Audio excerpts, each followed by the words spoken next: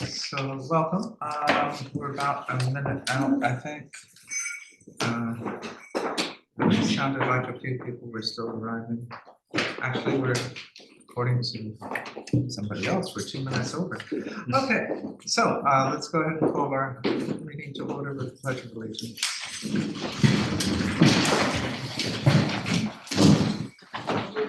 To the flag of the United States of America and to the republic for which it stands, one nation, under God, indivisible, with liberty and justice for all.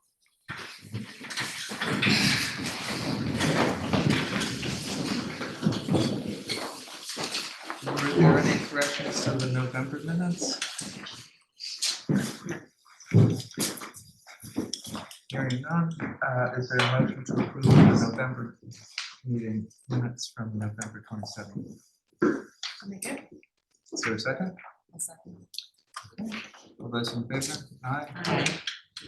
Very good. And any corrections to the December 18th minutes? Very good. Is there a motion to approve those?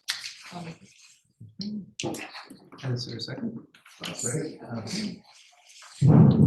All those in favor? Aye. Aye. Very good, thank you. First application has requested an adjournment. Is there a motion to adjourn 149 C Street? I'll make it. Second? Second.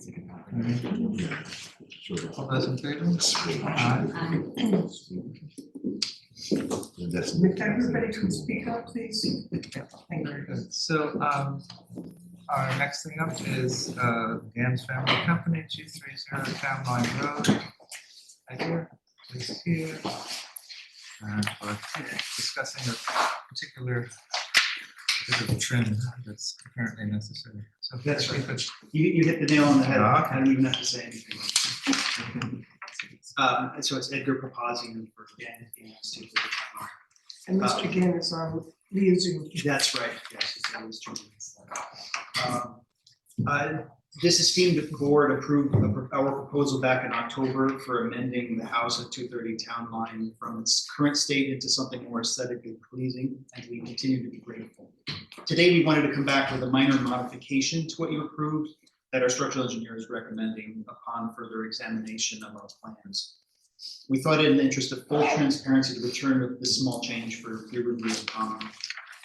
An important part of our approved proposal was a cantilevering eyebrow made up of cedar outriggers and long cedar purlins that is to be mounted above the second story windows. And today we're asking if we can add thin stainless steel rods at each cantilevering outrigger that diagonally run from the end of the outrigger up to the wall at a 30 degree angle, as you can see in number 3 there on the screen. I've bubbled those rods in the elevation drawings on the bottom of the sheet there.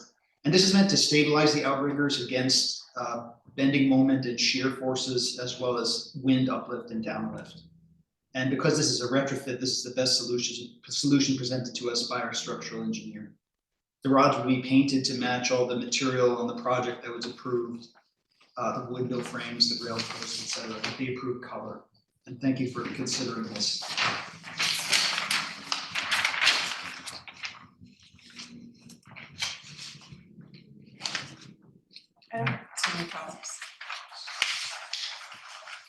Any other? No, not from a aesthetic or I guess historic is not really applicable here, it's an aesthetic standpoint, but will these be able to be tensioned once they're there? That's the idea. I anticipate that's definite adjustment.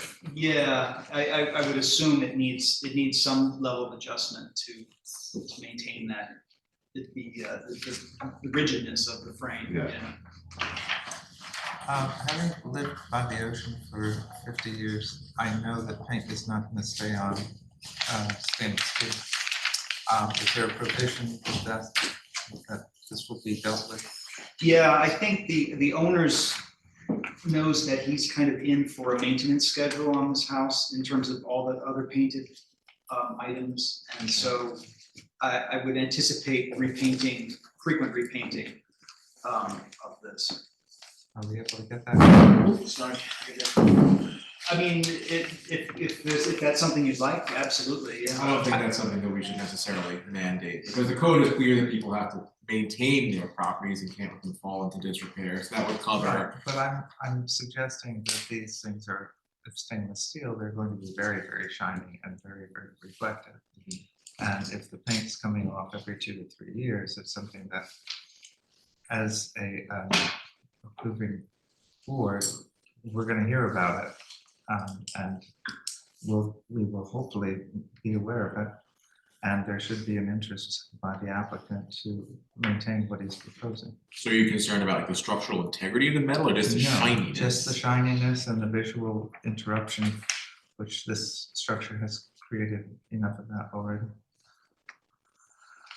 Could you refresh me, what is the treatment of the cables for the railings? Well, the cable it's steel.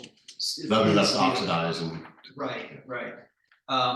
But the idea with these rods was to either go with stainless and paint it, or to choose something like a bronze that would actually, weather and patina. So we're open to that notion also, if that's preferable. As a person paying the, once every 2-year painting job, I wouldn't mind keeping some natural. Any thoughts? May I just ask a question? What precipitated the realization for the need for that? Was there a? The structural engineer looked over our plans and determined that what we were proposing was, structurally just in a retrofit situation where it's an existing house as opposed to a new build where you can build structure into the walls, you can build headers into the walls. The issue was that, as shown, they were not going to be stiff enough to, just because it is near the ocean and it does have a certain depth, so that's what precipitated it coming back to you here.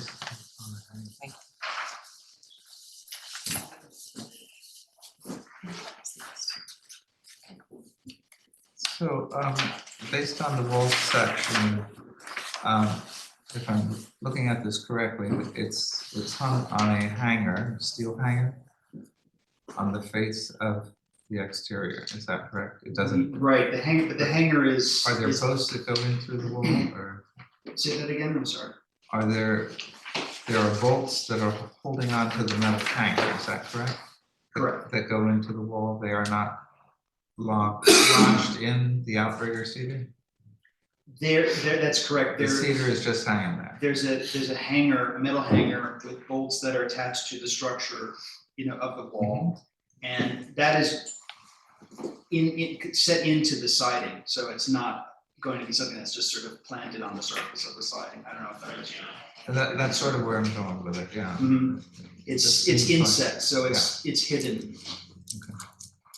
Are you questioning the need? No, I'm just questioning the mechanical longevity of it's a galvanized hanger. Correct. Okay.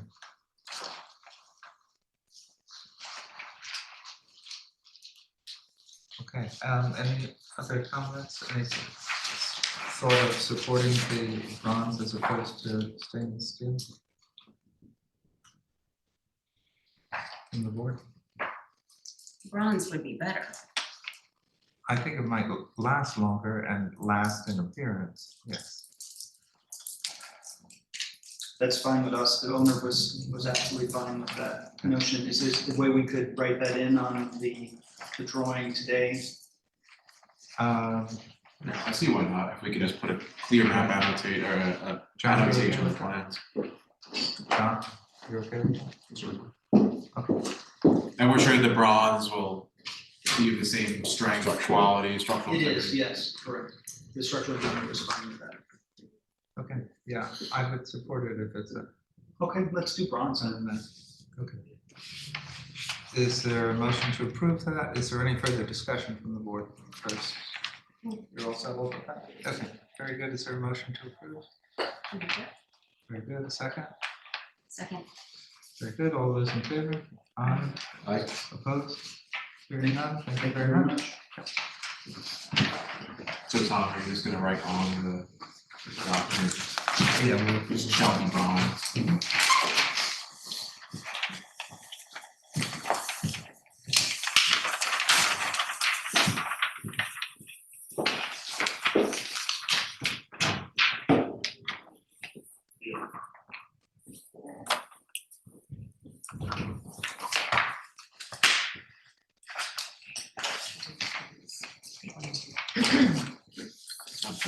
Thank you, Patty. Oh, that's okay.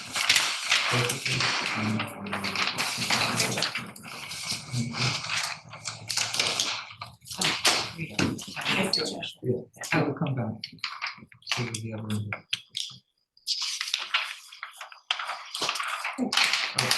Pat, I want that. Sorry, initials are right there.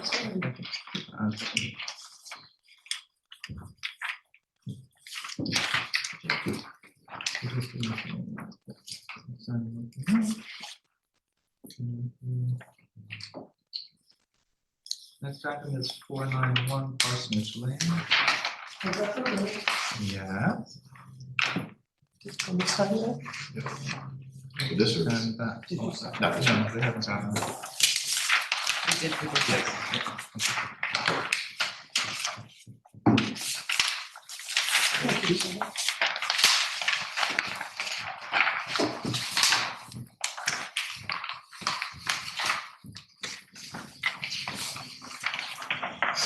Okay.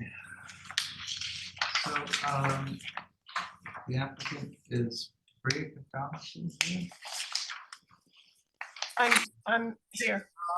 I'm sorry, Yes, Lori okay, Fontana is on Zoom. okay. Is there anyone here in the No, Lori is gonna present over Zoom. Okay. And Lori, your name, I'm sorry, I'm sorry, your name, please? Lori Fontana from McDonough and Conway Architects. Thank you. So, Pat, can we have the pool house? This is the property, aerial view of the property. Yes, our firm did the original house with the original pool house. And the new owner would like to renovate the existing pool house and do a smaller actual pool house where it's just the bathroom and an outdoor shower, and then a pergola attached to that with a fireplace.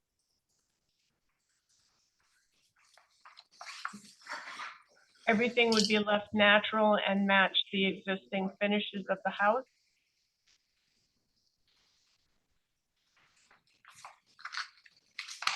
As far as light exposure, whatever the the gas fireplace would emanate, and if they were in the bathroom, just the light in the bathroom.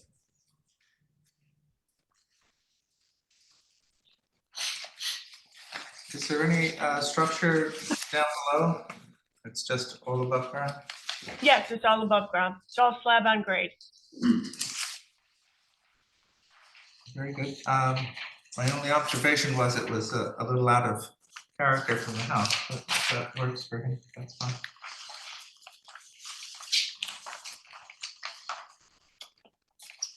Any questions on this? No? No, no questions. All right, very good. Is there a motion to approve?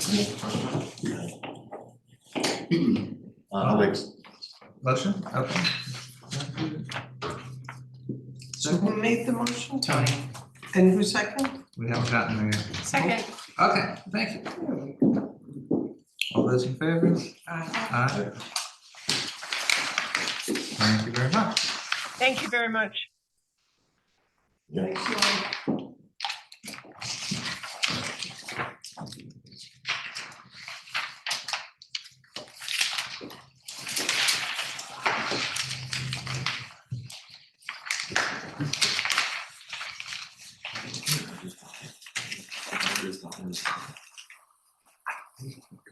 What's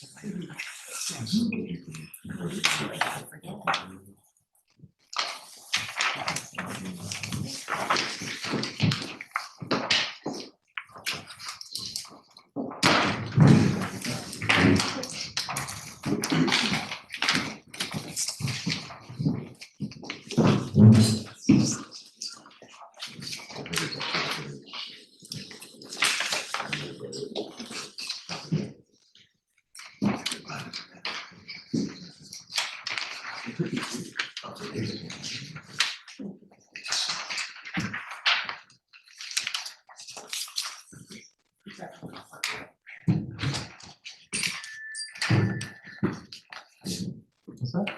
Just give me a sec.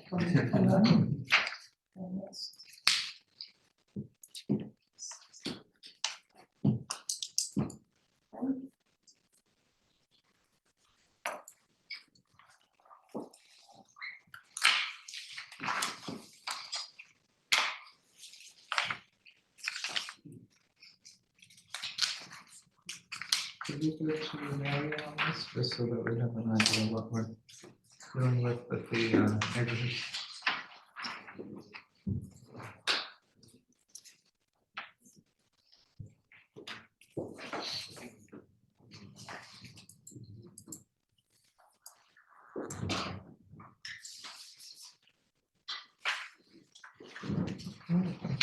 So if you could zoom in, Pat, it's basically the little tiny structure at the end of the pool. This is what they're demoing. It's just This to the one? right. Yeah. Yeah, that's the existing pool house. And just to check, this is in a historic district, not a historic structure. It is not. Good. Okay. Tom? Yes? Yeah, I'm not Sean, I'm David Griffin, I'm the house designer for the project. David Griffin Interiors and Design.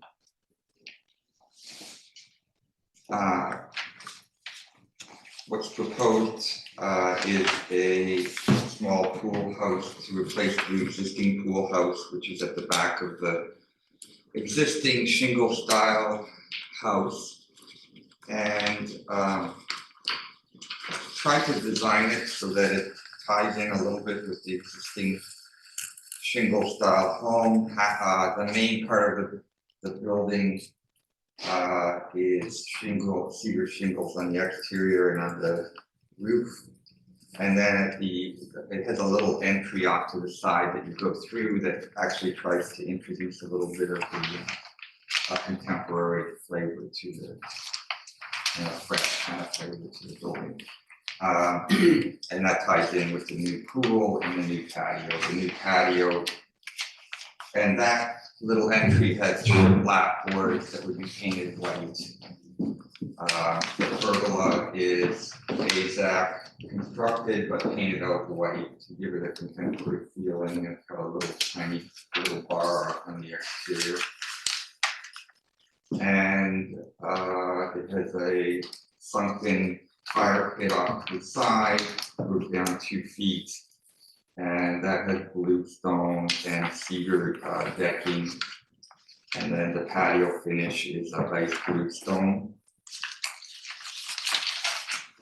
The structure that you're replacing is how much larger than the pre-existing? The one that's there now is around 175 square feet, and this new one's 500. Thank you. And it has storage, and it has a bathroom in it.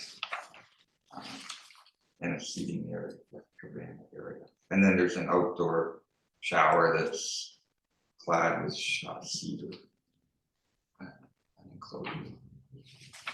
So there was a privet that was there.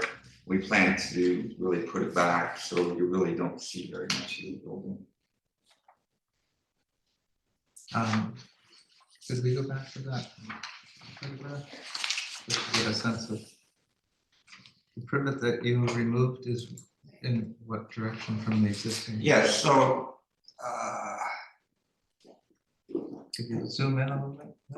Yeah, you just see, Rick, Yeah, it kind of comes off at a perpendicular from the corner of the house in that area. Where's the private again? I'm not- And ARB three, Right here. On the front page, it's. Oh, okay. Yeah, The it's not there. northeast There's corner something of there, this but it's there. Sorry, I'm so sorry. Right, because that's the Yeah. whole house, okay. And then there's existing evergreens on the back of the property.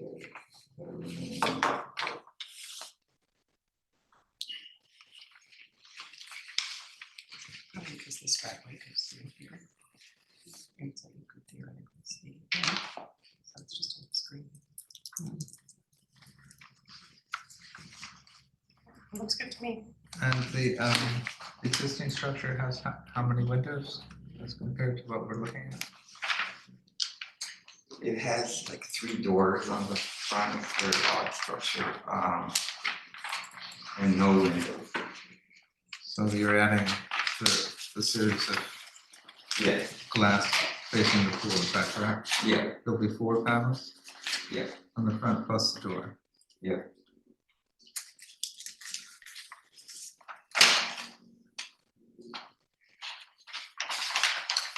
Any questions from the board?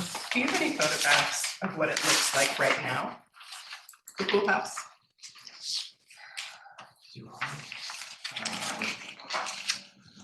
How could I show it to you? You can't, can you see it in that? Hold on. This is Oh, where yeah, the this is the, new superimposed. yeah, that's the new. It's really just got a little tiny gable and it's like, 10 by 20 or something. I think the design is nice. My concern is the color, it just being white. How white is it? Well, like the house has white trim, so it would be similar to that. So you're going for the same Yeah, crisp white as the Yeah. trim of the house?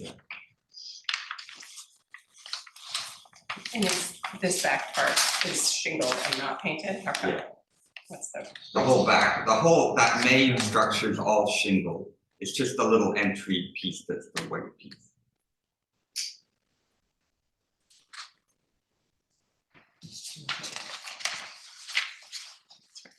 See it for some reason. Right. The side of it is white.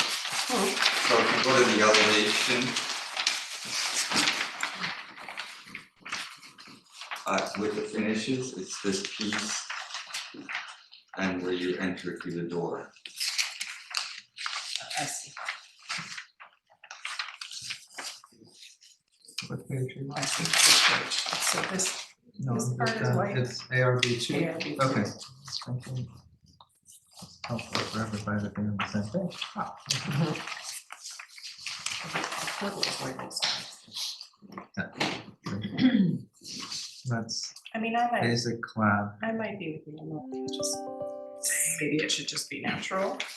Or at least the pergola, just so it's just, I feel like it's very stark. It's very different from the cedar shingle of the house. I understand that you have white trim. It just seems very, doesn't seem to blend.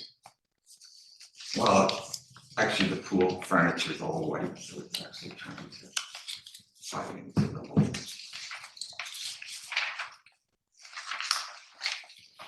And do you have a sample of the white that you're using? Because there's so many different whites and some are, I can provide it.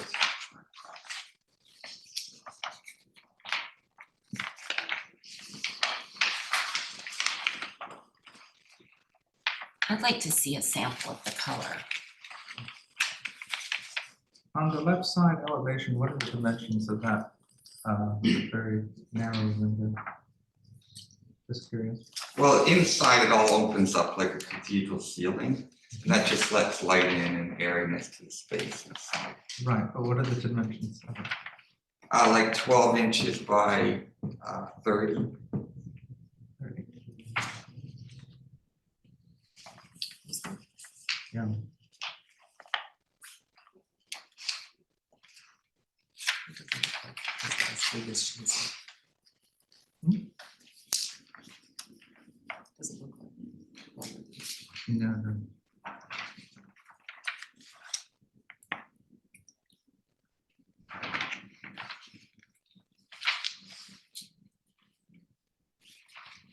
and that's all open inside, so if you're having a gathering or something, you've got that lit up. Yeah, to bring like this natural light kind of thing. Right, but it lets natural light out during the, okay.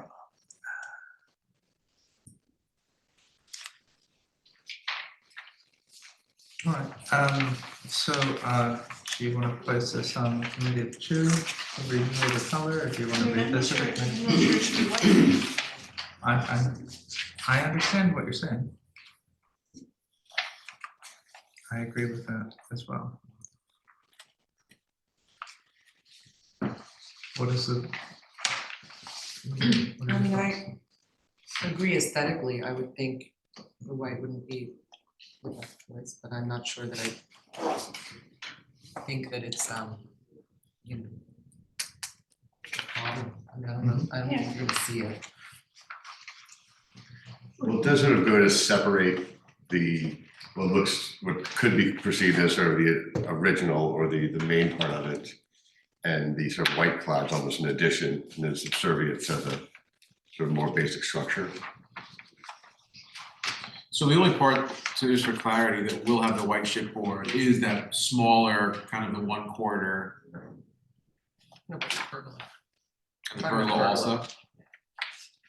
that's what we're, Well, about that's the pergola. is that clad, yeah. Well, pergola can you even do it? Cedar shake pergola. You can't do a shape, but you could do natural wood, so that it's not quite the white framing. Would it be easier to have better renderings? I think it might be. Yeah. I think the renderings are a little hard to sort of, yeah. Maybe generally we don't approve white houses. We want a really specific color when we approve of something that's gonna be white, yes. It's not something that we just say, oh yeah, fine, and then it ends up being brilliant white and a real text to the eyes.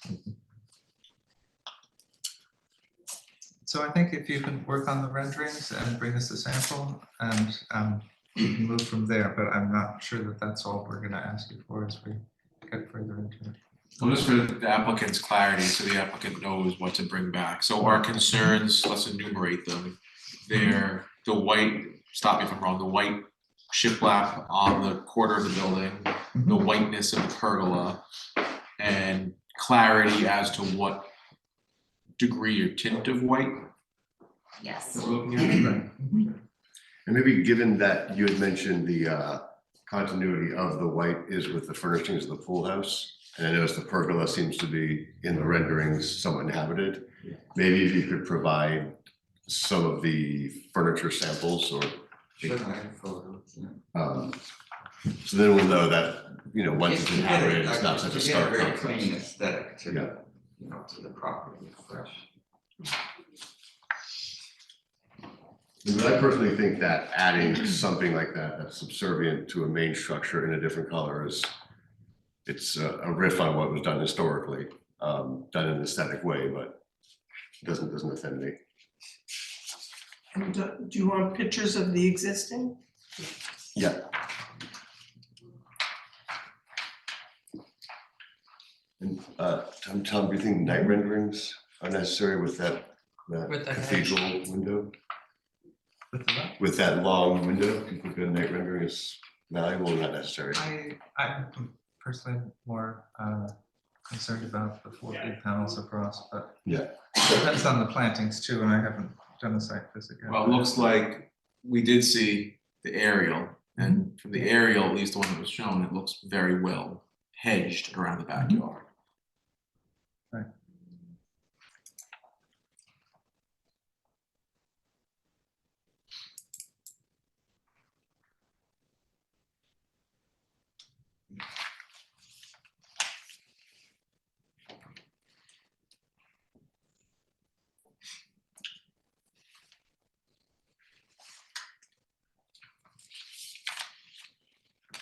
Any other questions for us? questions to us, clarification? Okay. So, do we have a motion to adjourn? Is that all right? Okay, is there a motion? Questions? Okay, good, thank you. Great, and second? Thank you. Okay. All those in favor? Aye. What day do we adjourn to? Next month.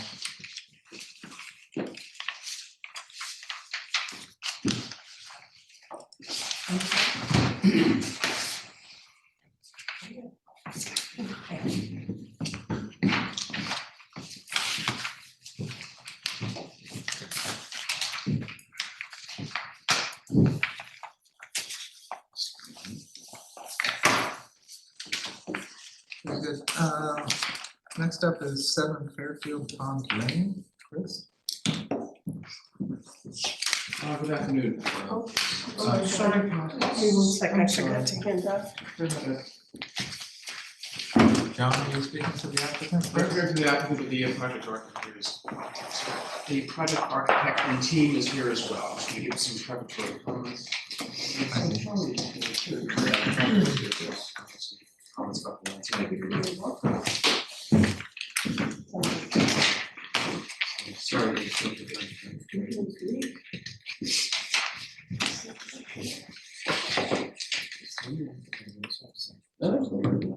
Might have got it in my seat, that's good. We still have an also. You all set? Yes, thank you, John. My name is John Bennett, Beach, Southampton, New York, and Scott Mitchell is one of the principals of Mitchell Wickwire, excuse me, architect, is here along with some team members, just in terms of the seriousness of the presentation Scott's foreman from the West Coast yesterday. We're very excited about this project. This is an application to renovate and expand an existing residence at 7 Fairfield Pond. The house was in 2011, I believe, CO, prior architect with Massey. So what's going on here is we're existing and expanding a bit, taking an existing residence and expanding a bit. We went to the zoning board of appeals, and the zoning board of appeals gave us a height variance because what we're doing is, from a health safety buffer point of view, and from FEMA compliance, we're lifting the existing house to conform with the federal emergency management agency elevation requirements. So the board thankfully gave us the variance, allowing us to lift the existing house. So once it's lifted, we're proposing to renovate the home and provide some what we think are fairly moderate additions. Height relief was granted to permit the existing home to be lifted to comply with FEMA 44.7 above sea level. You know, the experts don't say above sea level. There's a more technical way of saying that above sea level works. 44.7 to the glass railing, 43.9 to the roof height. And I think. Could you repeat those, please? Excuse me? Could you repeat those a little slower? Oh, sure. Thank you. The height of the house to the glass railing is 44.7. Well, it's actually 44 feet 7 inches, excuse me. Okay. To the glass railing, and 43 feet 9 inches to the roof height. But we have zoning board of appeals approval for that. We're before the trustees / planning board for site plan approval because of the location of the property. They've allowed us to come here and talk to you folks during the pendency of that site plan application. The board does, there is a non-jurisdiction letter from the town, which wasn't included in the file, but I asked my office, and I assume that the email over to email it over to Lily and Pat, so there's no, it should be in the file now. Just this morning, I apologize for not putting it previous this moment, but there's no wetlands issue here because there's a letter of jurisdiction from the conservation board. But with that, let's get to what we're here about, which is the architecture. I just want to give this, I think, important comments about the land use situation. Works right. Scott, Thank you. we've got some physical samples for you. Are you happy to have them there, or would you prefer them? Bye for now, thank you. Introduce yourself. Sure, yeah, I'm Scott Mitchell. Nice to meet you all. I, as a young person, 25 years ago, lived in the Hamptons and had my first internship with Preston Phillips here. So it's good to be home in a way. Nice to see you all. So our clients, young couple from New York, bought this property, and it was really unfortunately falling into disrepair. The Corten steel panels had problems with the fasteners, and the house was really corroding and falling apart. And they bought the house knowing that, but they really liked the location and invited us to come and figure out a way to work substantially with the existing footprint and reimagine it in a way that it was important to them to have it more harmonious with the site. So we went in and really drew from the beach sand and driftwood, which is not rocket science, to establish our material palette. And so we have a very textured, wire brushed board formed concrete.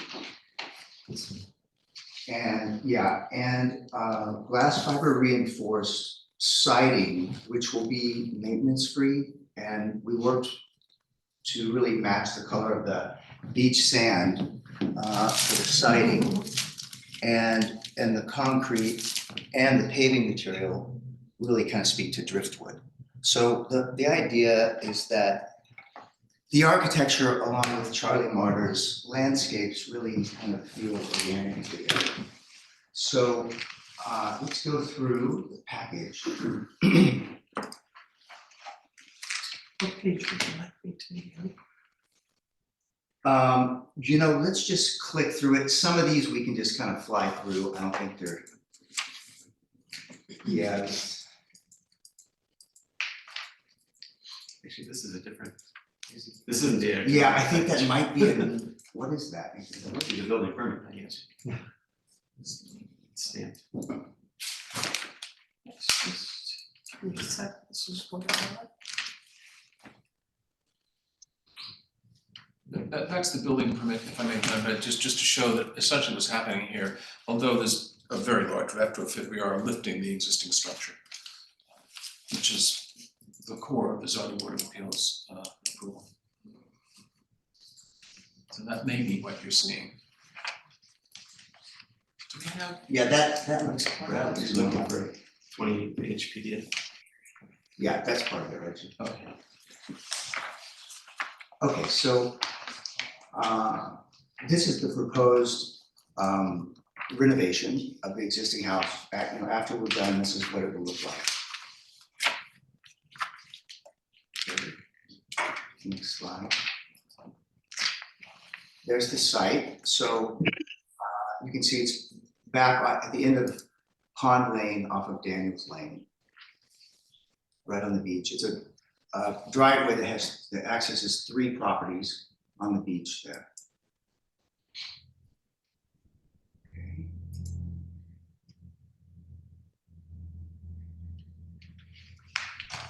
Site plan, next plan. So here you can see the existing house from the beach side and also the pond side. So the site's right in between the pond and the ocean. And so you can see it's kind of a dark Corten steel. That's what exists today. The siding is steel. It's Corten steel, like kind of a dark rusty color. Next slide. Again, this is it's as the house exists today.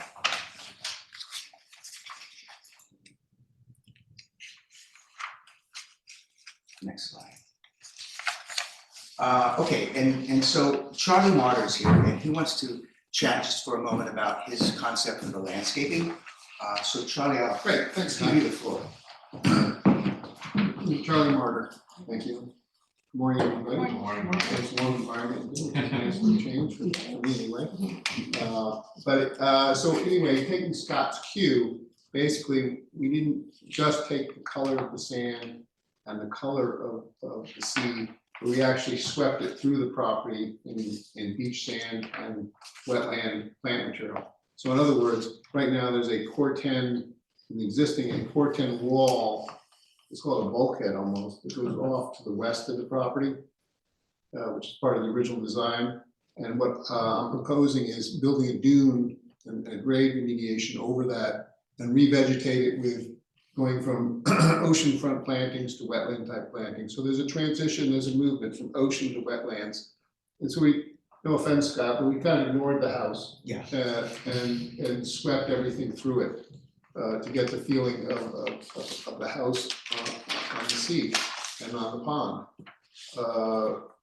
And I think we could do this quite effectively.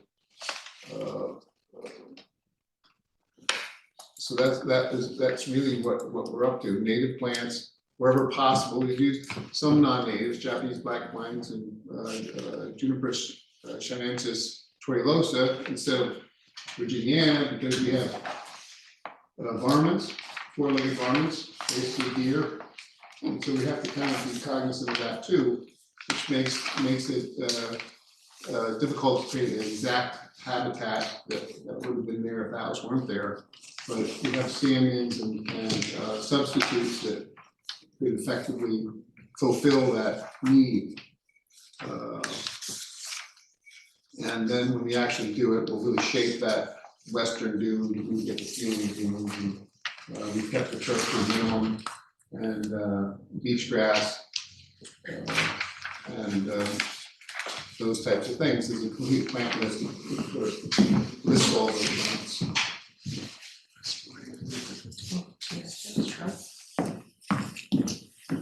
Then you've got a garage rooftop creating a meadow as opposed to just succulents.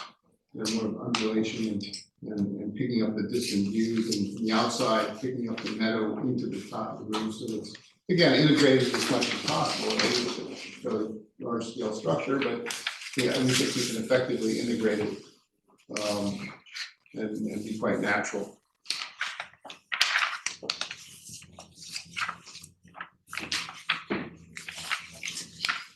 So that's what we're thinking about. And again, I'm happy to answer any questions or all here. Yeah, thank you. I don't think Okay. I have any. Great, excellent. Thanks so much. Thank you. Thanks, Charlie.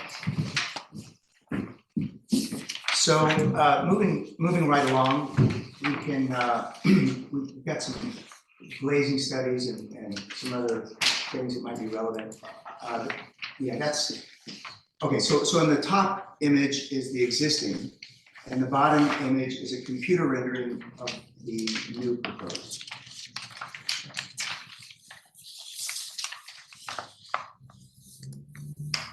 And again, top image is existing, bottom is proposed.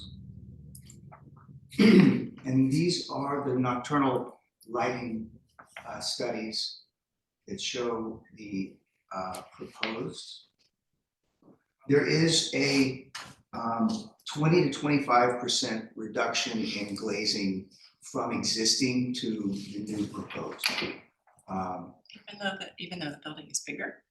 The building is actually the same size. It says addition because we reconfigured some of it, but there's not actually a net increase to square footage. It looks bigger. Oh, so not only the percentage of glazing, but the actual empirical glazing is less? Yeah, that's right. That's right. The percentage of glazing is less. Yeah. I just wanted to interject. Sure, please. I was, we had a lot of dialogue back and forth with the design team, and I was told, the architects were listened very well about when I told them about the concerns that the board has. Now remember, we have an existing situation going to propose, so we did have a study. The east elevation, we're going from 13.49 to 13.45, not a lot, but the north elevation from, this is percentage, 43.38 to 31.39. The west elevation was 1685 to 1389, and the south elevation 5191 to 4166. So cognizant of this board's sensitivity to this issue, we actually have a reduction in the glazing, even though we're in effect retrofitting an existing house that the board of zoning appeals has allowed us to raise. So we're hopeful that that's helpful. Yeah, John made that concern clear to us pretty early in the process, so we attempted to do the glazing in a way that we would find favorable. I think there's a couple slides that might get into that. I think it's sheet 023. I think it could be wrong. I apologize if I'm giving you wrong. There we go. Yeah, this slide and the next slide talk about the glazing from existing to proposed. And the height of the glazing is the same from the old house to the new, what you're proposing. Yeah, It's not raising the, that's right. The ceiling heights stay the same from the existing to the new. Their ceilings aren't super high, they're 9 feet. But we are raising the whole house right, up to FEMA, but we're keeping the 9-foot ceiling height when we raise it. And in terms of night sky illumination, our new proposed, one of our concerns about the existing is that it's very flat. There's no overhangs. So we have a lot of overhangs, which we think will actually help in terms of illuminating upwards into the night sky. And the vertical divides could also help peripherally. For lateral, yeah. I may have been confused, but when you were telling the overall height post FEMA raise, you mentioned glass rail. Is there a glass railing on the roof? Yes. Okay. Yeah, just to be clear, it's not glass. It's It's bronze. It's metal. It's bronze. But the roof will essentially be colonized? Or The will have roof- access and, yes, there is, it currently is the existing, and then the new will be in the same way. is there lighting plans for that or? Do we have illumination on the roof? There's a little bit Path planned, lighting. like path lighting that shoots down. Okay. And we probably have that in our, Cut sheet on that? yeah, we probably have that. We in do. our- Is that our lighting plan. Yeah, so there should be in the lighting plan. Yeah, I think it's on the red. That's what it would be.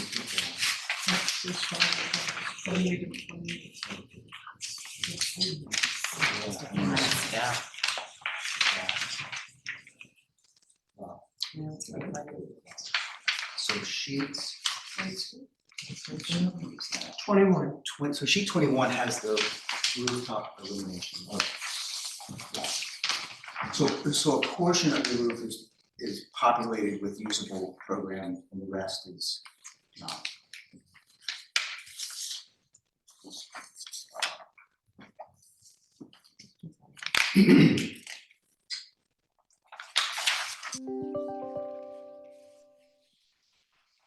So John, is there anything else that I am missing to?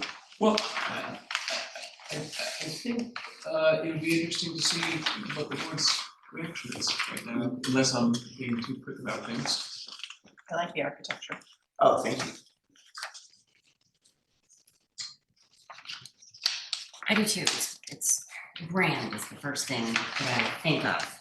It's nice. Well, you did a nice job, I think. Yeah. of making it not so flat and like Right. original, and although it's still modern, giving it some interesting things that are coming in and out of the dimension. Yeah, thank you. Hopefully everyone's been able to take a ride down there. Yes, I Yeah. think before and after is pretty stunning. yeah. Yeah, the existing house, I think it's beautifully designed, and, you know, to credit to Bates Massey, but I think this will be a little quieter in the, It's what I'm interested yeah. The visual mass of trying to imagine what you're It's hard to say proposing quieter. here. It doesn't work quiet, that's not the right word. It's really and elevating it to what you've got approval for is simply massive visual mass. Well, that's what the law sends us though. The applicant, That's We're not, Yeah, I mean, what can you say? it's what the law sends us. We're just Well, expressing. We're Feel. expressing how it strikes us, which is what our job is.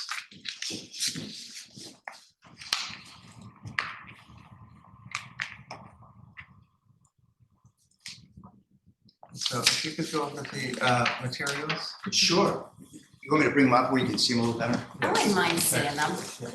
Yeah, so the idea is that we really wanted to embrace texture. So. Yeah. And then we have bronze windows and doors. It's like a little, looks like beach sand, Yeah, well, we really tried to, that's. the- glittery look to it, yeah. That's the sand. So we really tried to speak to that. So the idea is to warm it up with texture and also create something that would be lower maintenance, because the existing house really kind of disintegrated over time. And so the clients wanted something that they didn't have to stress out about maintaining.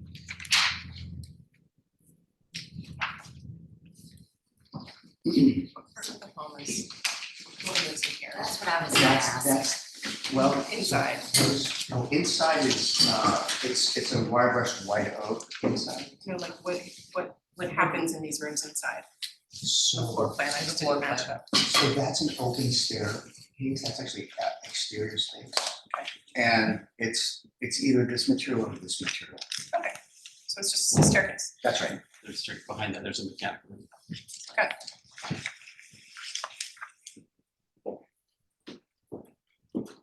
So the house is this, Both of these. both of these. Yeah, the vertical monoliths that kind of connect into the ground are concrete. Okay, gotcha. They're a little more that color. Yeah, It's hard to tell that. Yeah, this looks a little, But it's Yeah, nice. it's Well, the same Yeah, color. pick up. they're kind of close in color. And the idea was sand versus driftwood. So I think the materials are they are kind of. close in really color. nice. What is this It's exactly? it's glass It's a fiber glass- reinforced concrete. Yeah, Yeah, first. which we kind of developed this material with a vendor in California who fabricates it. So it's something we've been working for the last couple of years to research and develop. It's also fire retardant, which isn't so much a concern in Hampton, other places that we use. This is actually custom, it's not one of their off-the-shelf products. That's right. Yeah, we kind of invented it. Can I ask a question, because in terms of what Tom was saying, just to understand it visually, how many feet is it raised? Like four, It's roughly 4 feet, the variance is 4'7". Oh, okay. yeah, it's to get it above the FEMA. Right, no, I understand, I base know about flood FEMA, elevation. but I'm No. just, I just wanna try to visualize the lift, Yeah, Right. it's 4 feet and change. because the stairs, Well, usually the FEMA allows you another 14 feet of underneath, right? You're actually getting a third level, right? No, they're not getting a third level, they will, currently, the house was originally built under different FEMA codes that allow for a foundation and space underneath the first floor as long as you had a way to get the water out, which are the sliding glass doors that came out of the tennis court. I see. This currently will then become FEMA compliant with today's codes, where there will not be an enclosed lower level. Water will be able to pass from the ocean to the pond, Yeah. in a high water event. So they're not getting any usable space underneath. Right. Okay, Just- but what is the height? But there would be an approximate 4-foot difference between what you see now and. But the new FEMA, I think you're asking is what's the new, Estimated. yeah, what's the new FEMA? It's currently, In the normal cases, we go from. I think it used to be 32 12 and now it's 40 14 or No, something. you're talking the overall height. Well, Yeah, the height for a flat roof house currently is 25 feet. And that is measured from base flood elevation, not from grade. Mhm. This house, when it was originally built, we didn't have a cap on flat roof houses. Mhm. So it would have been able to go to 32 feet above base flood elevation. Thank you. And just for the board, I'm glad that we had this conversation, but things like base flood elevation and height, those are for the building inspector. Those are for the zoning board of appeals. Our purview is, as our name implies, Right, but architect. No, I think it's just a visual our idea is the understanding, visual yeah. map. But I understand, but just to keep everybody, because when you look at, On the it's just path. interesting, I mean, we're all keeping up with the new rules, but you look at the steps here, and it felt like It's actually, I've been lucky enough to be asked to talk about this to some professional organizations. It's, you really, to a certain degree, the elevation requirements start driving design.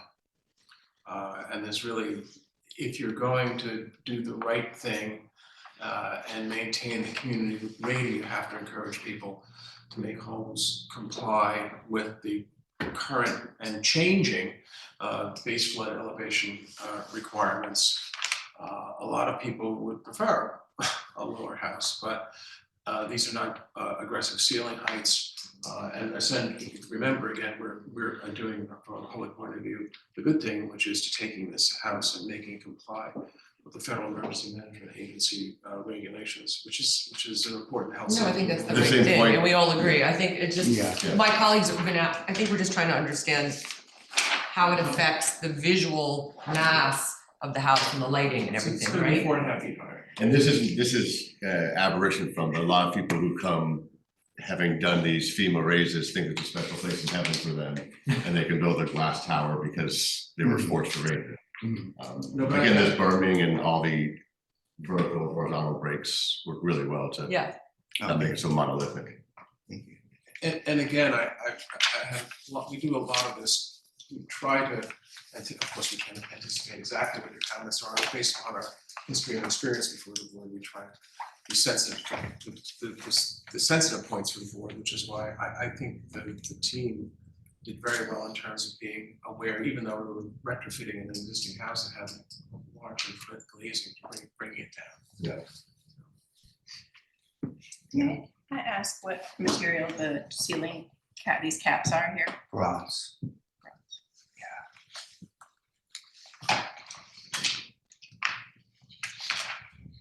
That's the only thing that's kind of stood out dark wise to me. I mean, it certainly matches back to all of the railings and it's just. Yeah, and the bronze it will kind of turn like a dark green over time. Oh, really? Mhm. That kind of bronze. Like copper turns bright green, like think of the roof of the Plaza Hotel. Bronze turns kind of a dark brown, dark green color, like a Tiffany lamp. Yeah, I know what you mean. here there's actually, so there's more than here, is that just? No, that's not good. We've added a fireplace. Fireplaces? We added one fireplace, yeah. Mhm.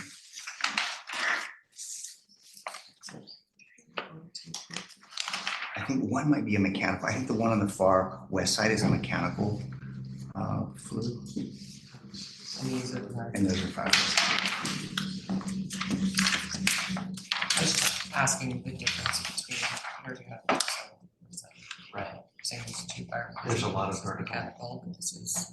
Yeah. Previously. The far There's west really one is- only one of those is an actual fireplace. Oh, we took out the one in the family room, right? Right. Yeah, that's true. So the other. They're functioning as like ventilation. There's mechanical systems using those straps, but they're not fireplaces. So there's one fireplace inside and one fireplace outside on the terrace. Thank you. Yeah, thank you.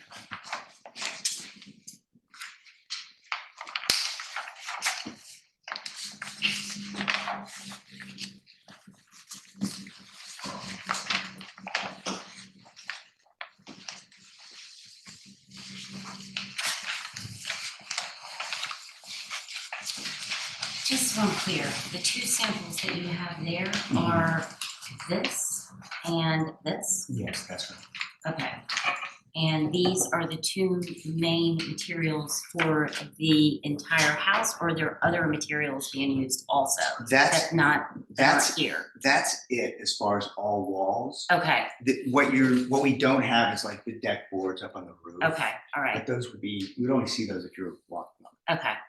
I just Um, wanted to make sure, and then that stone is, This stone, yeah, not this this, is is for paving. I think we're gonna propose this as a substitute to the Indiana limestone. okay, Because that's, this is more, I think this is prettier with the driftwood, and it also is what's used more historically in the Hamptons. Okay, Where we use this a lot on the West Coast, but I think this is more elegant in a way. okay. And what is that called? This is Pennsylvania bluestone with a cleft cut. This is what's used so commonly in the Hamptons. Yeah. Yes, yes. Which is part of why I like it.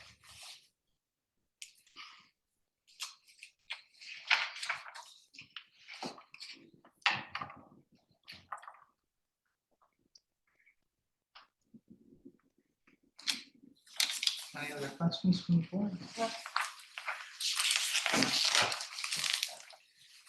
All right, thank you all. Nice to see you. Has everyone been able to get to the site? I have not.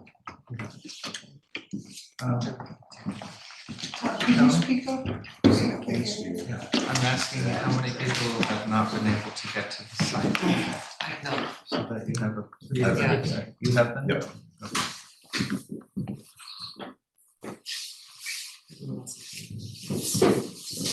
I did not walk around it, I just drove up to the building, but. Did you? Thank you, guys. Thank you. Walk around? Emily, also, What's that? I were didn't, you able to walk around the entire structure? I have not, but I will. Yeah, I think it would be helpful for us to get a better grasp of Okay. scale and so forth and what we're planning if we were to do that.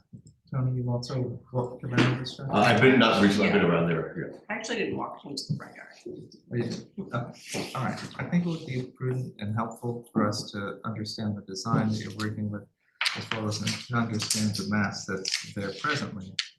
If we perhaps work on site visit. Okay. Does the applicant have any issue with further site visits? I can't imagine why.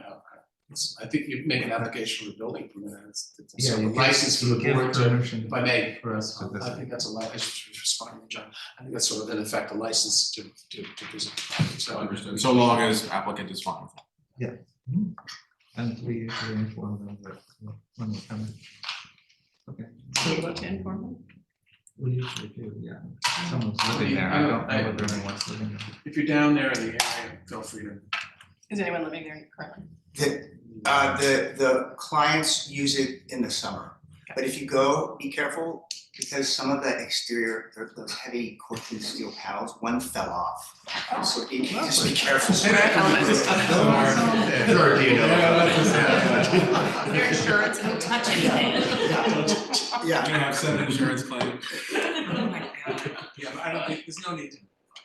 Just down there and take. Okay. yeah, I'm sure the clients will be happy for you. Okay, thank you. So at this point, any other questions until we get there? No. Okay.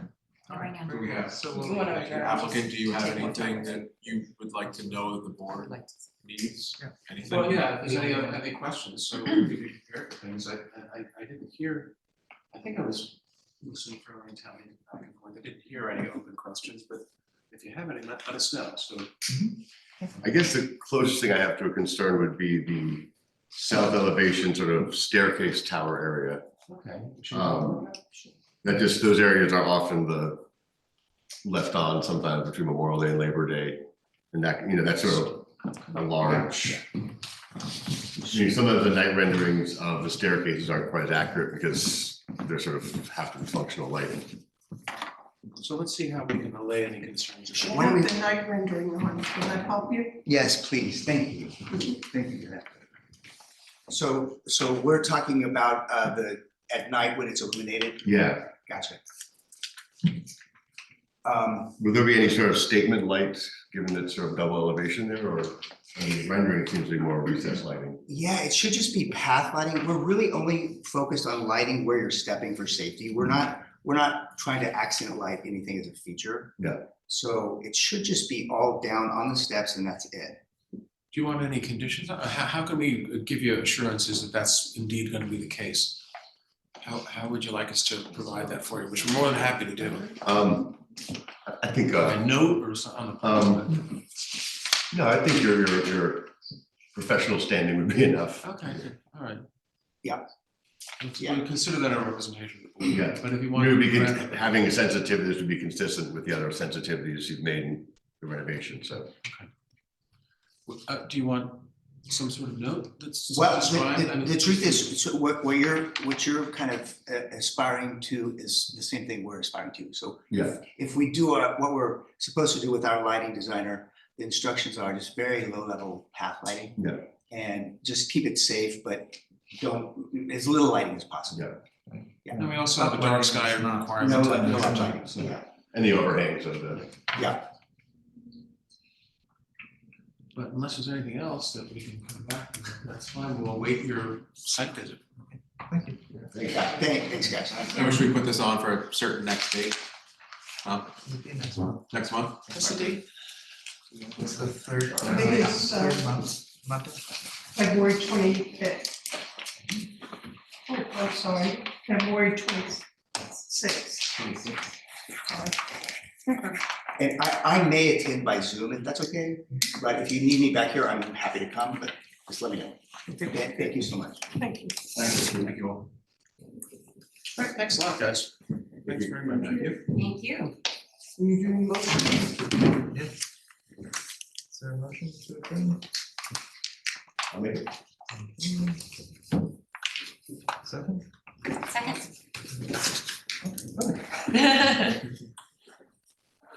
All those in favor? Aye.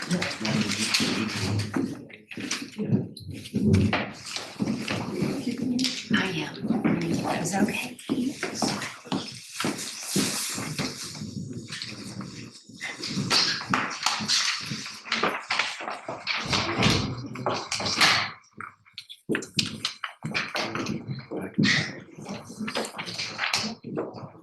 Very good. Do you want to bring something? I could probably should, yeah. Yeah, I was thinking.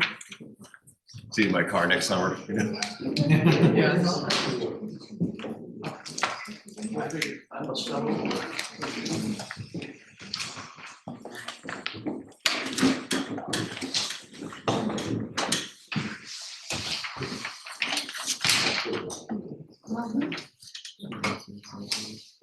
Go to the gate portion of that.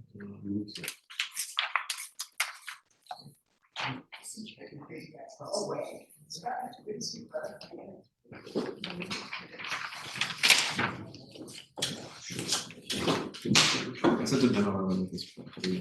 Yeah.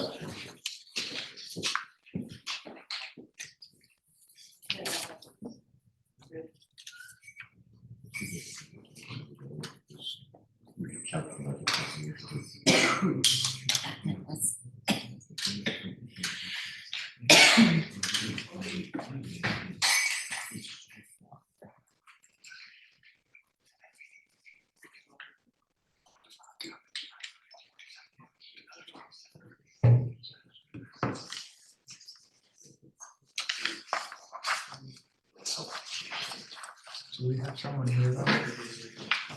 Pardon We me? have someone here in the room? Yes. Okay. Yes, we do, Mr. Sure.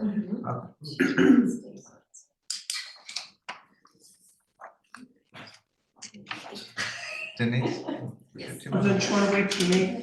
Well, we can just get started and Megan is on her way.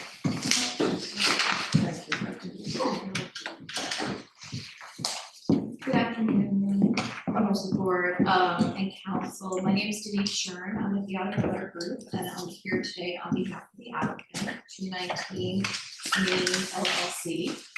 We were before the board in Yeah, this one. that was at your last meeting Yes, The name of the applicant. yes. Is it Sunshine LLC or is it something else? It's listed as-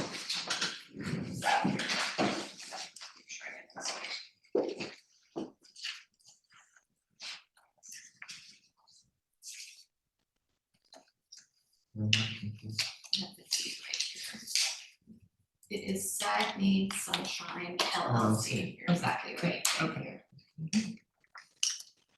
So at the last meeting, the board seemed comfortable with the proposed gate in terms of materials and the reason for needing the gate.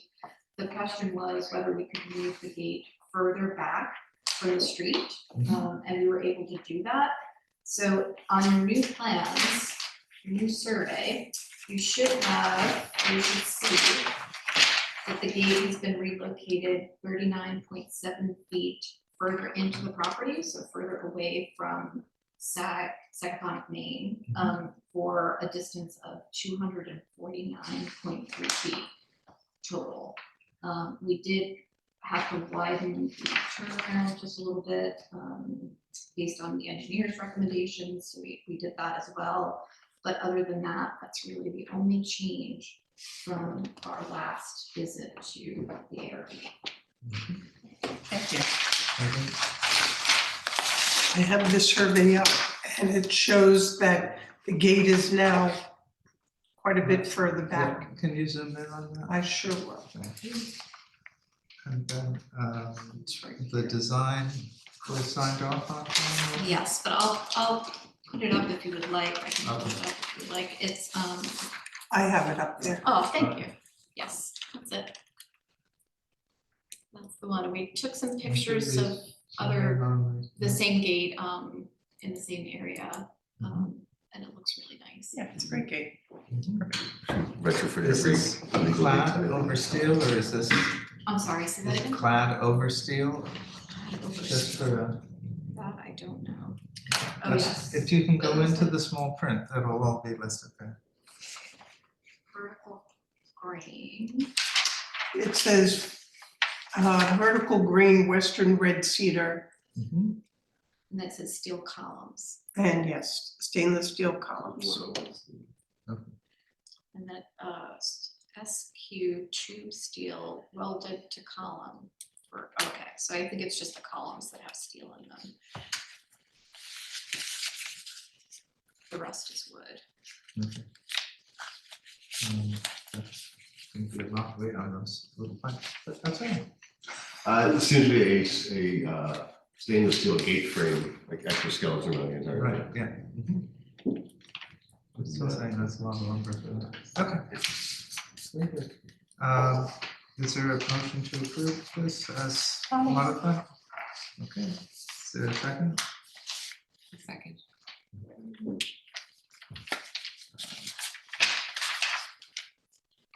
All those in favor? Aye. Yeah, it was just deep and there. Thank you very much. Thank you, take care. Thank you. There's a 250-foot driveway, just get easier for you to gate.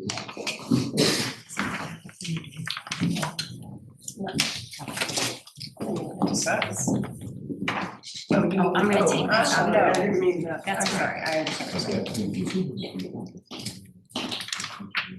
No,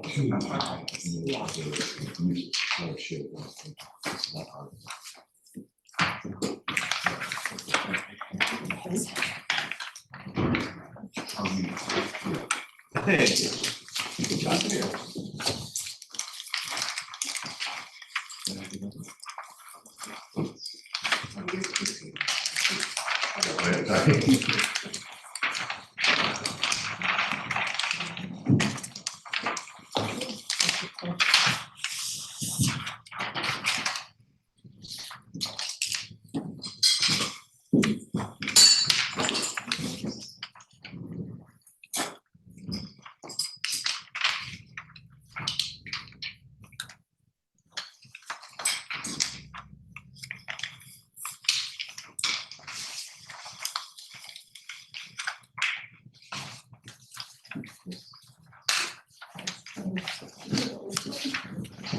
Good afternoon, Melissa Devitt with County Environmental Associates. I'm here on behalf of 770 Main. I'm here with Daniel. From the Hollander's office. And we're here for a relatively simple driveway gate. I want to start with this plan. If you remember, this project is still under construction. We're hopefully finishing up this year. It's about a 6.9 acre property. down a very long, over a over a quarter of an acre long common driveway off of Sound Main. Looking for the next one. This is a shot from the turnaround going, actually, the last part of the driveway that goes towards our property, still not on our property. And then this would be the shot going into our property. Just to give you this perspective, those are the height, this rendering accurately shows the height of the existing hedges. I'm sure if the group has gotten down there over the last couple of years, they will inspect the property. Go to the next one, please. So we're gonna have the stone on the side. It's going to be Western red cedar, bunch of weather gray. weather gray. The call box, if you can see it, is right over in that little corner, left-hand corner. And then this is a great shot. It shows, I believe it's. Oh, you want to do that?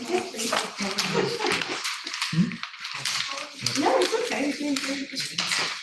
So this shows pretty much the location of the property. I want to say it's 28.10, but I can't read that far away, so let me get my first one. Now 20 feet, 8 inches from the property line, again, over, I think it's 0.28 miles from the main road.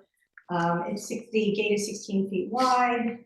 It's set back. We're going to put we have the existing privet. We're hoping to shroud or hide the call box with some Probably like some box and some other flowering perennials. And then we have a design.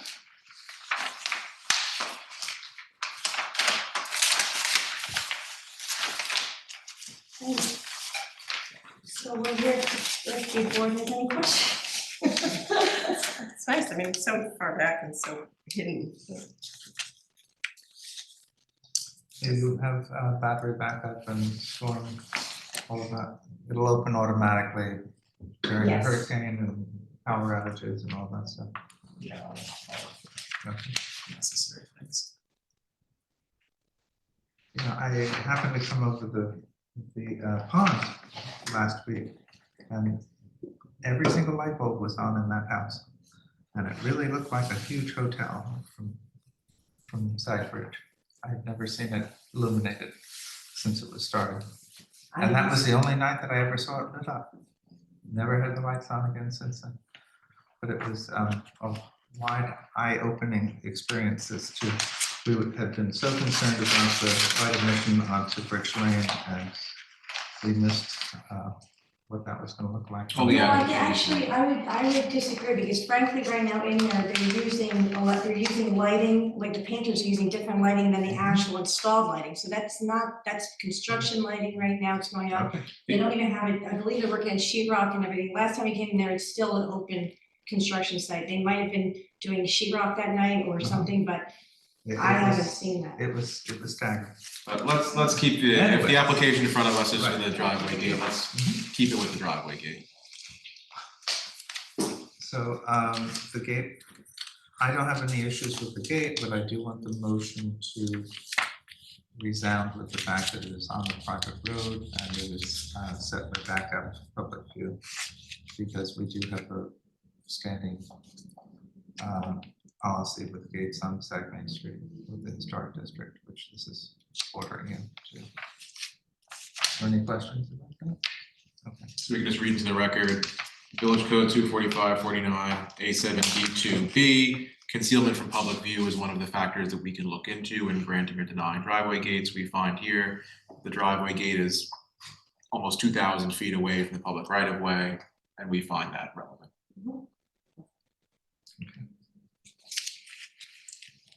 Any follow-up questions before we go? Do the neighbors have gates? Yes. They have gates too?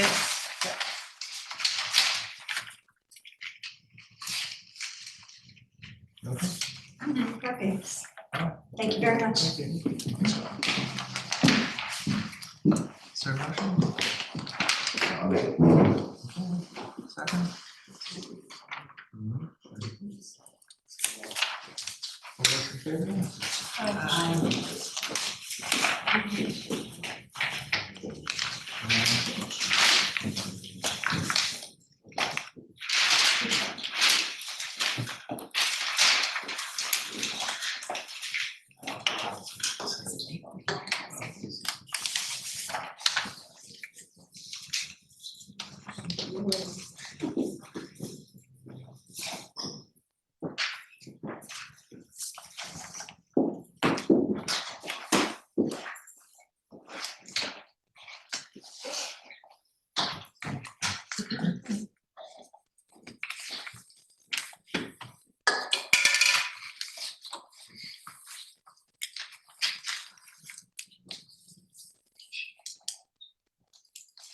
Do you have anything to hand out for the next one? There's your handout. There is something? It is.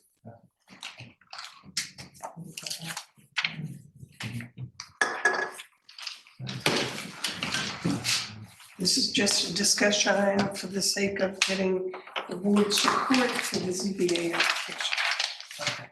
Thank you. No, what's that?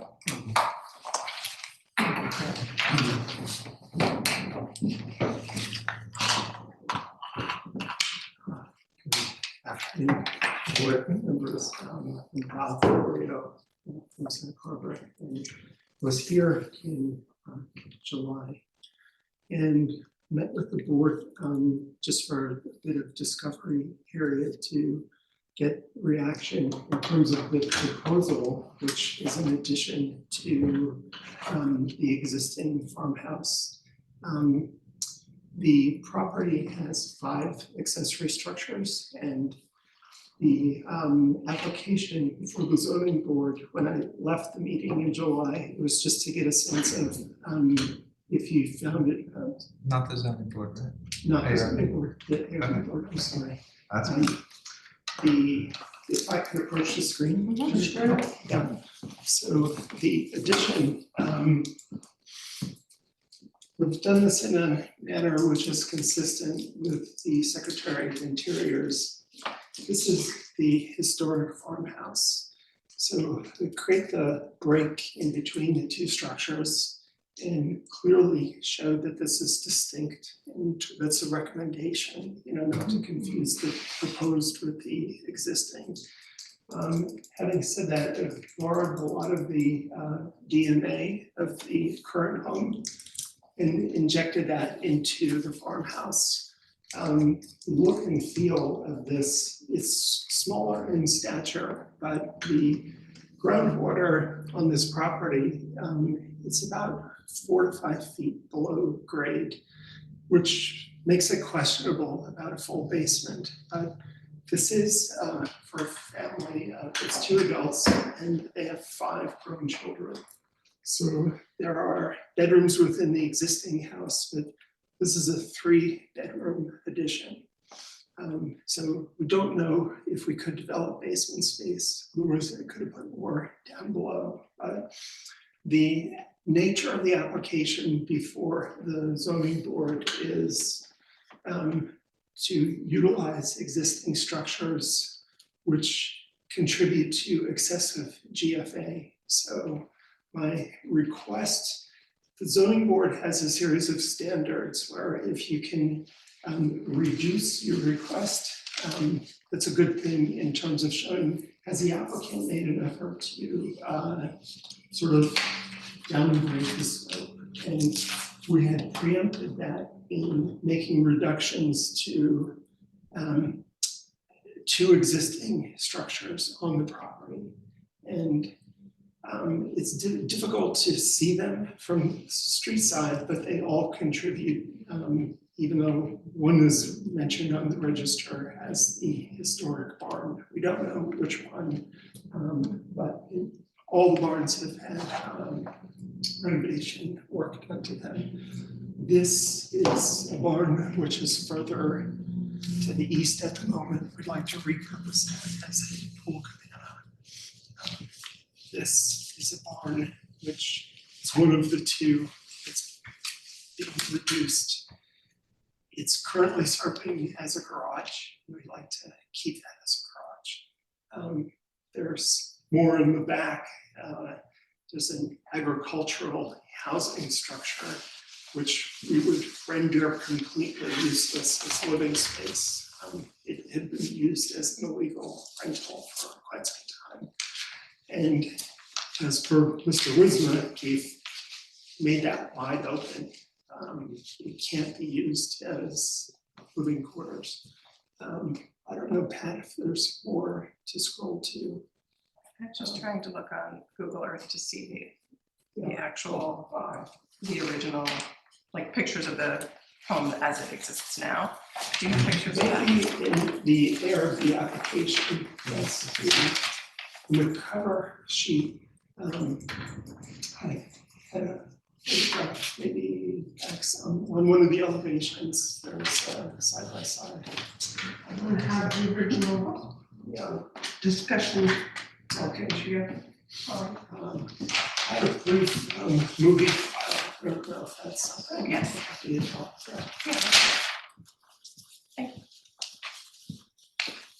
want to look at the survey? Might show at least plan view. Thanks.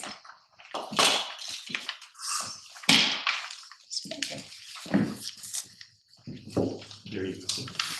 You might want to walk them through. Yeah.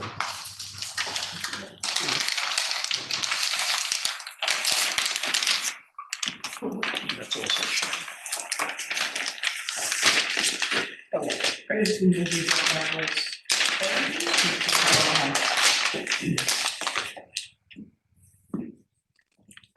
This is the existing farmhouse. This is a proposed addition. A little break. This is a repurposed pool cabana or barn to be used as a pool cabana. This is a central barn, which we had reduced, but keeping it to utilize as a garage.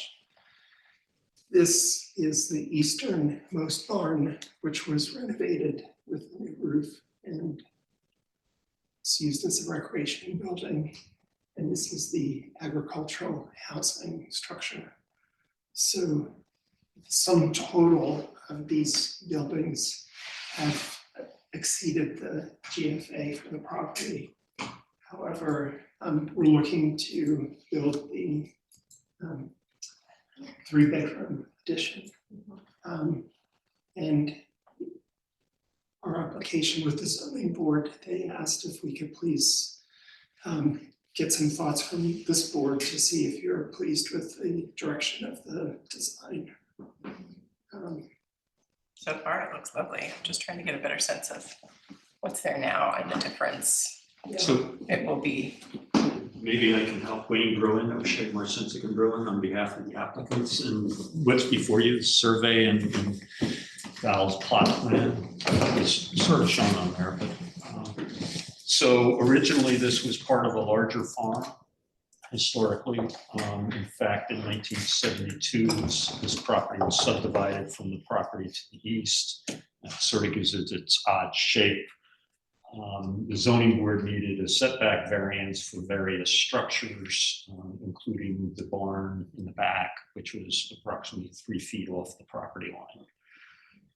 So you have the existing house. There's this odd shaped garage, if you can see the faint lines, and then the agriculture, a building that was used for agricultural housing when it was all part of agriculture, and then this barn and this barn as in the back. And there was also later added a swimming pool with a pool shed with permits. As you can see on both the survey and what Val said, so the existing dwelling is substantially undersized for the maximum gross floor area. So what Val has proposed, and I think you've seen before, is an addition, and yet the gross floor area for the dwelling will still be less than the maximum. But there's over 8,000 square feet, where only 1,000 square feet of accessory buildings exist.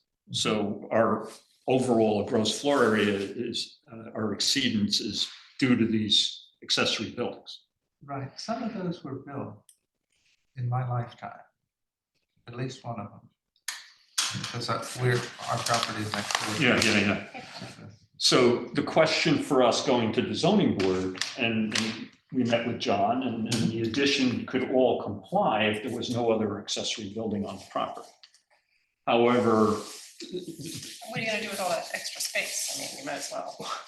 well, the first thought is that the village would want us to keep some of the accessory buildings, Yeah, I like in that. particular. That feels like Sagaponic to me. to Right. have accessory buildings. In particular, since one of the structures, we're not exactly sure, is listed as being a contributing structure, the barn to the east. We're not sure it was this barn, or maybe even one of the 2 smaller ones. But so in that regard, This was here back in the 20s and 30s. That was the machine shop for the farm.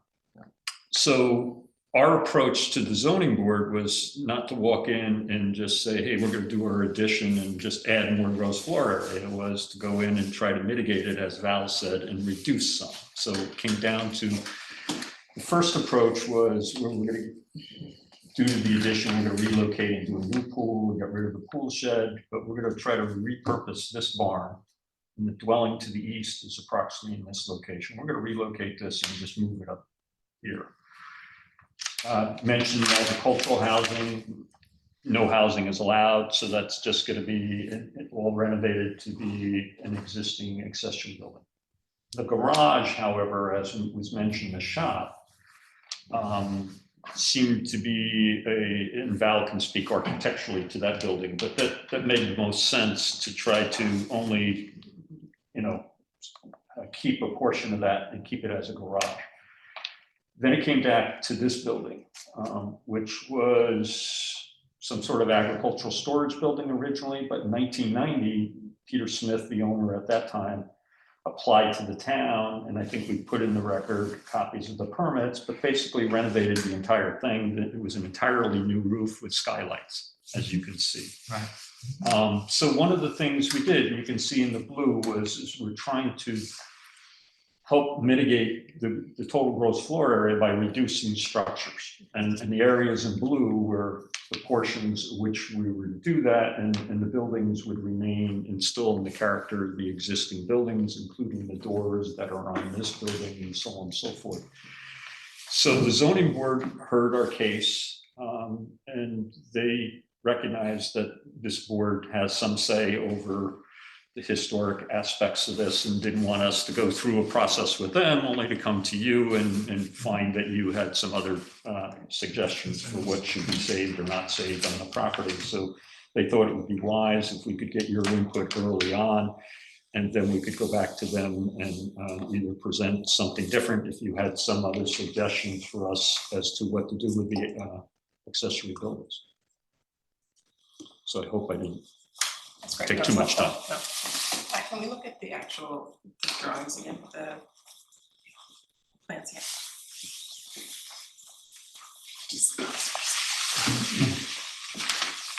Okay, that one's going up. Yeah. So basically, the charge is open, just to remove the two buildings. Reduce. I mean, reduce, yeah, because there's still, yeah, okay. Making this one short, correct? Yeah. So, Maybe you can watch the video again. yeah. Yeah. Didn't sound like a bad one. I know, and I don't have my glasses, so I'm gonna go up closer. Was there discussion of using any of the historical structures as the extension, as sort of the secondary? I did conceive that, but there was talk, the central barn. I have done projects where we've done the tunnel and one over 150 feet, but because of the water table, can't do the tunnel. Yeah. And so the look, as you can see, well, that's what you see from Sagaponic Main Street. And the building, the addition is intentionally put way behind it. I didn't put any landscaping on these because I don't want to deceive the board in terms of like, oh, here's some bushes, and I'm going to hide everything. I want you to see exactly the structures, but there is a large group of plants behind that pool cabana building, and the other structures are deep in the back of the property. This one that's coming at you on the bottom of the screen is currently a recreation barn. I asked the owner, like, where, if we had to reduce, why are we taking out this much? And he says, well, that starts the beginning of the squash ball court. It's not historic. I've done Ahrb for many years in Sag Harbor, where you can reduce the historic significance of the structure to a certain extent. I might reason that although it has skylights, it still contributes, but if we want to keep that, then, the look of it will read like it always has. It's just that we're pulling that wall back. So it How many looks, acres is it? It's under the 2 acres. required, yeah, it's in R120 zoning, but it's an 88,000 square foot parcel. It was at one time part of an adjacent lot to the east. This is a very well-known farm compound. So this, again, it's what I was trying to drive to the zoning board is we're not looking at building a McMansion. It's really like, okay, we're making an addition to a farmhouse, but we've got issues because we've got existing structures. So that's the story. This is what you found. See the numbers down there. We're just looking at the Google Earth. Okay, so this is the structure. I like the direction that you're going in personally. I think it keeps with the environment. It's very nice. It's very appealing. It doesn't look like there's much of a change.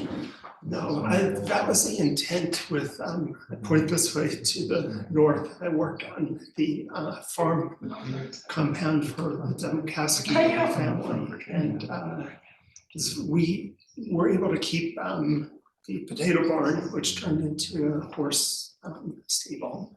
And we kept the little car barn, and we kept the chicken coops and everything. The sum total was above the FAR. And so the board at that time liked the spirit of preservation. Right. And That's the perfect word, spirit of preservation. That's what we're Yeah. trying to do here. Yeah, I think you've done a great job of that. Thank you. However, they wanted feedback to see if you were pleased with the thought of what we're proposing. So I am. Great. Yeah. I think it's beautiful. I agree. I don't have any issues with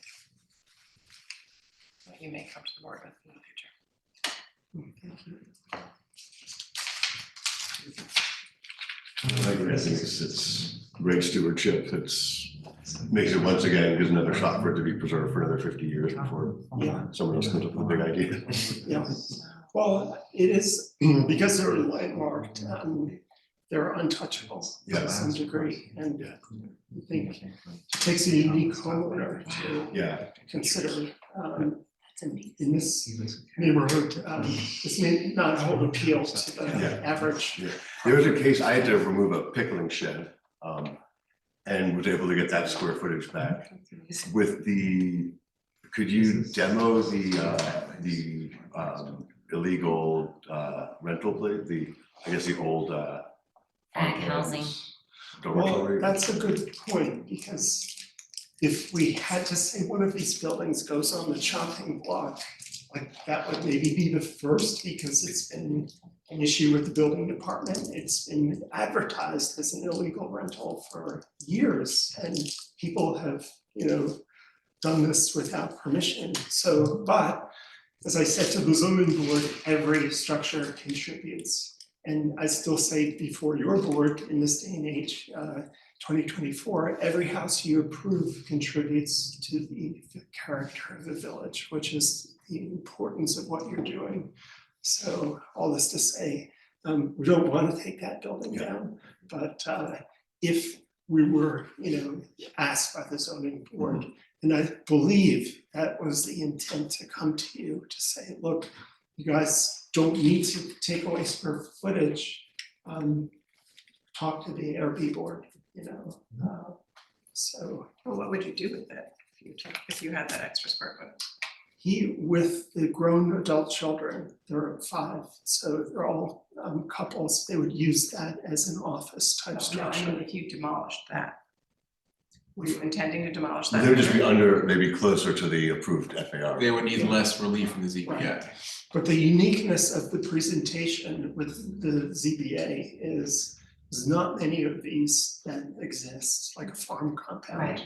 So most folks who purchase in this village, like, oh, tear it down if they can, if it's not contributing. And that happens even to houses as young as like 1990s, so we obviously are trying to preserve, and that's the intent of the, as I said, spirit of preservation, not like, oh, let's demolish as much as we can and build a big mansion, so. I think that's stepping on zoning board's toes. That's sort of what we're looking for from our community perspective. If I could interject, one of the things the zoning board wanted to make sure is that you didn't want that back barn to remain completely intact. Or the forward barn, if you considered, or Tom knew that that was the contributing member of the contributing barn, to keep that intact. They don't want the applicant to have to come back a second time for more relief because the ARB wants more preservation. No, How much are they cutting off? Are they cutting off from the, how much are you cutting off from the, I guess, the car barn? Here, Car, barn. blue is what they're cutting out. Okay.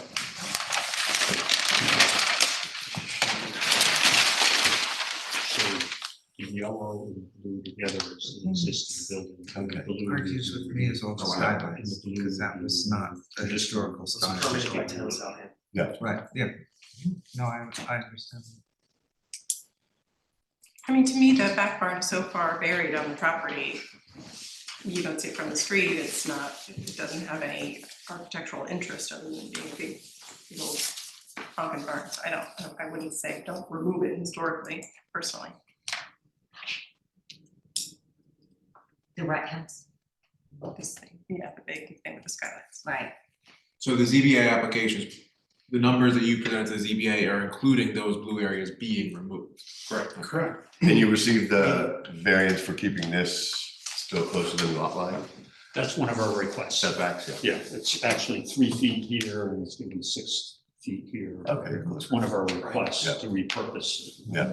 So, This maneuver here, this is actually very vegetated right in this spot, so our homeowner had contacted neighbors and although we don't have direct feedback. The existing dwelling and garage Oh, yeah. is back here. And then there's a clump of vegetation in this location, a tree and hedge.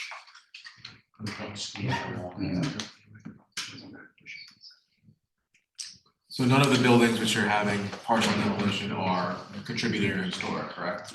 We're not sure because There's one that it you're just not- says the barn to the east. And it's like, well, we have this barn, this barn, this barn, this barn, which barn? Is that the 2000 or 2017 list? It's whatever is Earlier, I believe it's much earlier.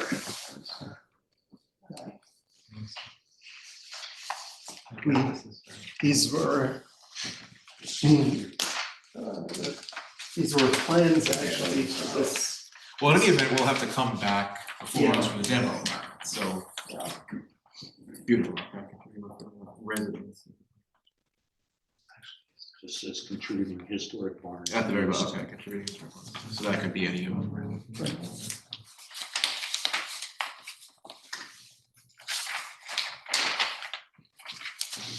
So yeah, the question, as John pointed out again, is for the ZBA specifically, are you okay if they proceed and grant variances, acknowledging that this portion of the back barn is being removed and that the portion of this barn is being removed, and this is okay to relocate, essentially? So the ZBA is asking, are you okay with Right, that? yeah, this is documental letter.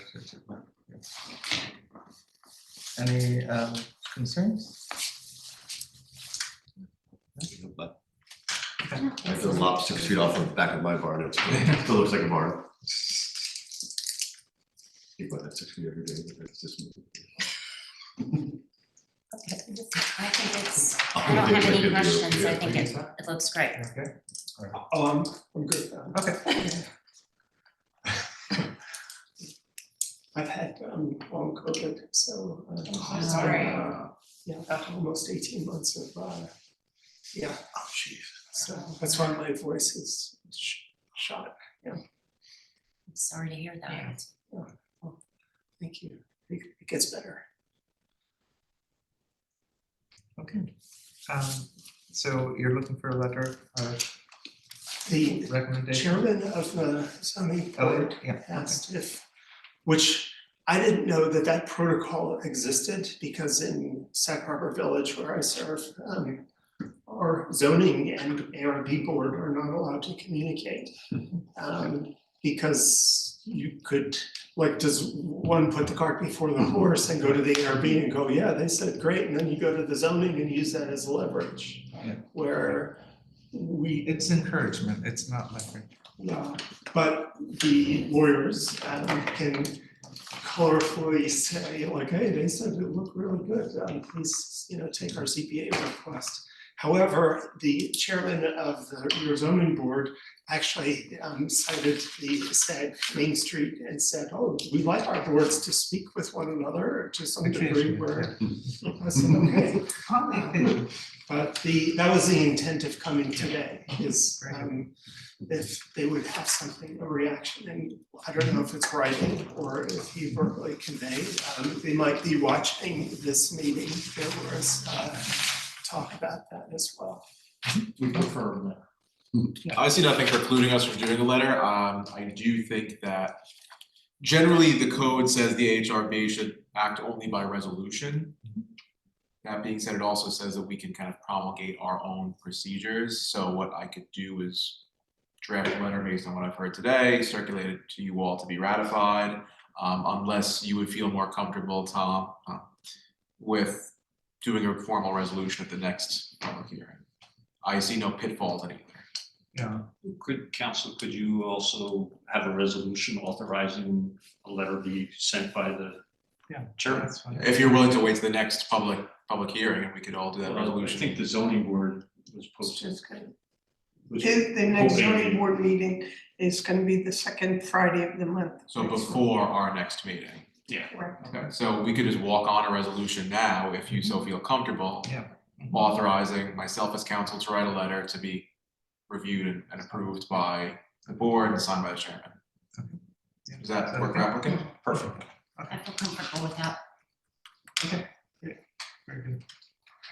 So we will have the letter to you by, when is the next ZBA meeting? Second Friday? The meeting is the second Friday of the month, so it'll be February 9th. Okay. My apologies. Okay. So do you do a motion now for this resolution? Let's do a motion, Tom, if you'd like to introduce, or would you like me to just repeat what I just said? Yeah. So we are going to vote on a motion to authorize myself as AHRB counsel to write a letter to the Village of Sagaponic Zoning Board of Appeals, stating that we have no concerns with the AHRB as the plan, or as shown on the plan in front of us, and that we encourage the ZBA to consider the relief granted therein. And that we, actually, no, strike that from the letter, that we have no concerns procedurally about the demolition of the structures as shown in blue on these plans. Would it be reduction versus demolition, because we're keeping all of them? That's true. True. Yeah. So you're keeping them, There's one building, there's a 10 it's by partial removal, correct? Correct, there's a 10 by 12 non-contributing pool equipment shed, that's the only demolition. So you know what, Pat, if we could just strike all that from the record and just start over. Start again. Rewrite. So just resolution that the Architectural and Historic Review Board has no concerns with the plan as presented to them today, last dated. Can you read that off for me, Tony? December 7th. December 7th of 2023, and everything that is depicted thereon, and not without prejudice to the ZBA application. Does that work for? There's a couple of words that we've used in the past that might help. Do you, Tom, if you'd like to. I don't know them off the top of my head, but I've read a few of the letters. Sure, you'll work on it and put it in a letter. Okay, and we'll get a letter out. Very good. All those in favor? Aye. Well, who did the first? Who did the first? Motion. The first motion? I don't know. I'll make it. Okay. Thank very you, good. Megan. Is there a second? Second. Okay, all those in favor? Aye. Thank you. Thank you, board. You're very welcome. Thank you all. Thank you. Thank you for work on that.